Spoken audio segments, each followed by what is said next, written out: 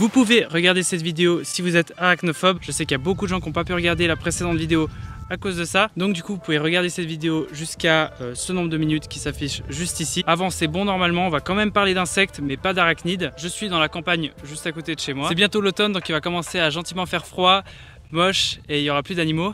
Mais on est dans une période super intéressante pour observer les invertébrés. Et aujourd'hui, on va se focaliser sur deux super prédateurs dans le règne des insectes. On va essayer de les trouver. C'est pas forcément évident, mais j'espère qu'on va réussir. C'est parti.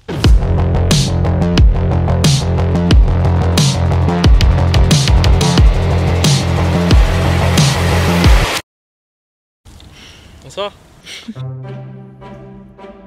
Alors le problème, c'est que le premier animal que je cherche, il peut clairement avoir des couleurs qui se confondent complètement avec les herbes mortes ou justement les feuilles très vertes. Donc je galère un petit peu.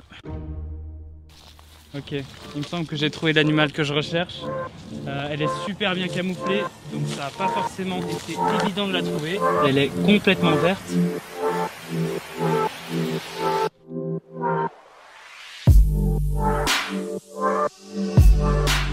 Alors je voulais vraiment présenter cet animal sur la chaîne parce qu'il me tient très à cœur. Ça a vraiment une tête d'alien et ça a plein de particularités qui sont juste hyper intéressantes. On avait déjà pu en observer pas mal durant plusieurs vidéos. Donc contrairement à ce qu'on peut penser, on peut en trouver en Suisse, en France. C'est cette espèce-là qui est la Mantis religiosa.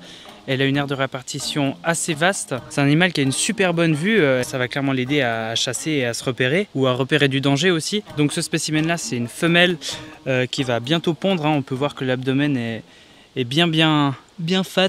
Ce qui rend cet animal assez unique, c'est que c'est un prédateur. Donc les deux pattes avant qui lui servent à attraper les proies, on appelle ça des ravisseuses. Donc je voulais m'arrêter un petit moment sur les ravisseuses parce que c'est juste des armes hyper sophistiquées. Pour les proies, c'est juste un cauchemar. Elles sont constituées de plusieurs types d'épines. Donc les épines tibiales, les épines fémorales. Elles possèdent 3 épines médianes discoïdales et la fameuse épine terminale tibiale. Bref, tout ça pour que la proie ait aucune chance de s'échapper. Et vraiment, c'est un animal hyper intéressant à observer. Et ce qui est assez étonnant... Ah ben voilà, yes, ça y est. Elle a essayé.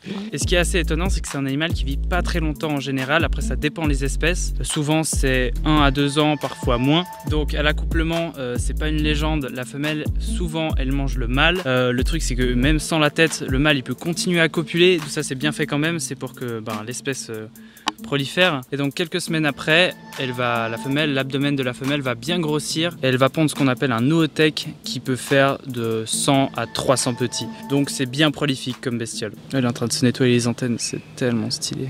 Ok, donc ce qu'on va faire maintenant, c'est qu'on va la relâcher parce que déjà c'est une femelle qui va bientôt pondre, donc c'est pas terrible de trop la stresser. Hop, voilà.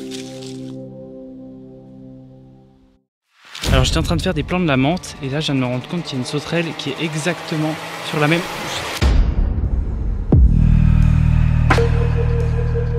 C'est complètement dingue. La menthe, elle vient de choper la sauterelle, elle est en train de la dévorer vivante. Vraiment, je pensais pas avoir autant de résultats au niveau des images. C'est super cool. Donc elle a vraiment des mandibules très efficaces qui lui permettent de trancher n'importe quel animal. Il faut se dire que certaines espèces de menthe peuvent manger carrément des petits mammifères, genre des chauves-souris ou même des oiseaux. Mais là, ça lui permet clairement de percer les exosquelettes des insectes très efficacement et ça rend cet animal super flippant et en même temps intéressant.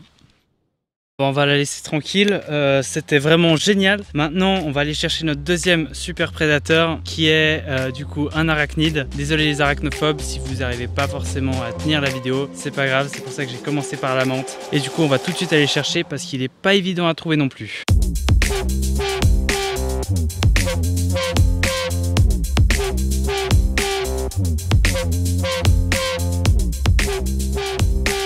Je crois que j'ai trouvé vraiment le spot parfait pour trouver mon araignée, mais c'est quand même pas facile de la voir parce qu'elle se confond super bien avec son environnement aussi. Donc au final, en fait, les deux animaux que je cherche, ils sont hyper forts en camouflage. Donc ça, c'est typiquement le genre de toile que je recherche avec ces petits motifs là en zigzag. C'est typique de l'espèce que j'aimerais trouver. Ok, là j'en ai trouvé une. Ah, le problème c'est que c'est des ronces. un plaisir. Bon, j'ai trouvé mon espèce cible, c'est une Argiope frelon. Elle est super jolie parce qu'elle est vraiment jaune et noire.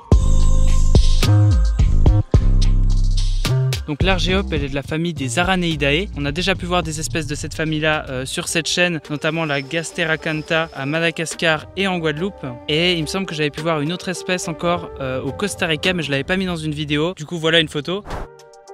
Si elle est tigrée comme ça, c'est en fait tout simplement pour la chasse. Et donc les petits zigzags qu'elle va tisser sur sa toile, ça va lui permettre de mieux leurrer les insectes. D'ailleurs, c'est typique de cette famille-là d'araignées. Il y a plein de motifs différents, hein. Ça, chez cette espèce, c'est des espèces de Z en ligne droite. Alors ces zigzags, on appelle ça des stabilimenta. Et ils ont un rôle assez important au niveau de la toile et de l'araignée. Donc, vu que l'abdomen de notre araignée il est zébré, ça lui permet de réfléchir les ultraviolets. Et le rôle de nos stabilimenta, ça va être de prolonger cet effet sur une bonne partie de la toile. Et vu que l'araignée est au centre, ça va lui permettre aussi d'être moins visible pour les prédateurs. Du coup, sa toile, c'est un peu un double piège. De 1, parce qu'elle est quasiment invisible, et de 2, parce qu'elle réfléchit des ultraviolets, ce qui va attirer les insectes vu qu'ils sont assez réceptifs à cette lumière-là. Le dimorphisme sexuel chez cette espèce, il est assez bien marqué, hein, comme chez la néphile qu'on avait pu voir au Costa Rica et à Madagascar. Le mâle est beaucoup plus petit que la femelle et ça peut arriver en tout cas chez l'Argiope qui se fasse tout simplement gnaquer comme un sandwich. Ça peut arriver, le cannibalisme sexuel chez cette espèce. Donc voilà un peu le résumé de cette espèce-là. Il y a encore bien sûr plein de trucs à dire. D'ailleurs, je vous conseille la vidéo de Animaux Mode d'Emploi qui est vraiment hyper complète. Sa chaîne est hyper cool d'ailleurs. Donc voilà, du coup, on a pu voir nos deux espèces. C'était super intéressant. Vraiment, j'ai pris beaucoup de plaisir. C'est des super prédateurs qu'on ignore un petit peu, je pense. Et merci aux arachnophobes qui sont restés jusqu'au bout de la vidéo. En attendant les prochains projets, je vous dis à la prochaine. Ciao!